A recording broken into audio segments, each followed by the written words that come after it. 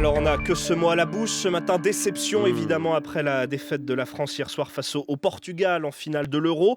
Outre l'aspect sportif, se pose toujours évidemment avec ce genre de compétition la question des retombées économiques, Emmanuel. Oui, alors on ne va pas rester évidemment sur cette défaite, même si elle est immensément douloureuse. Alors ce qui est vrai, c'est que l'Euro 2016 a créé une vraie dynamique. Cette dynamique s'est traduite par le parcours de l'équipe de France qui est allée jusqu'en finale quand même, hein, au terme d'un mois de compétition. En sport, bah, c'est comme en économie, rien n'est jamais gagné, un petit peu comme une entreprise qui va chercher à vendre des contrats. Tout se gagne à force de volonté. L'équipe de France l'a montré vraiment au fil de la compétition.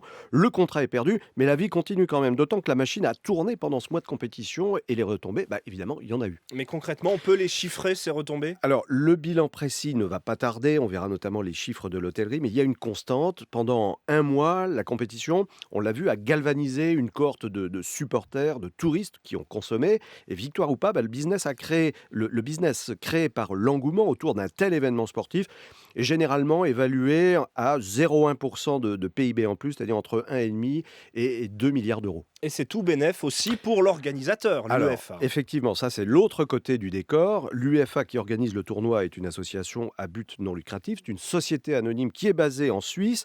Elle table sur 1,9 milliard d'euros de recettes en un mois de compétition, dont 1 milliard de droits de retransmission télévisée et 500 à 600 millions de billetterie. Donc, coût d'organisation pour la Fédération européenne des ligues de football, 650 millions d'euros.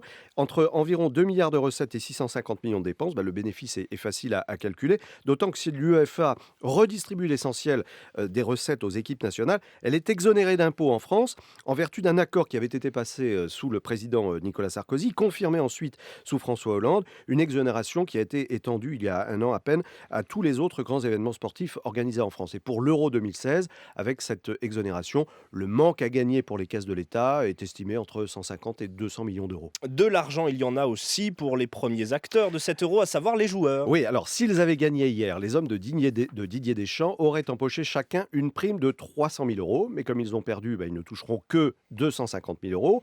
C'est moins qu'en 2000, lorsque les Bleus avaient été sacrés champions d'Europe. Chacun avait alors touché 700 000 euros. Cela en plus évidemment de leur salaire traditionnel, hein, près de 10 millions d'euros annuels pour Blaise Matuidi, 8 millions pour Olivier Giroud, 7 millions et demi pour Payet.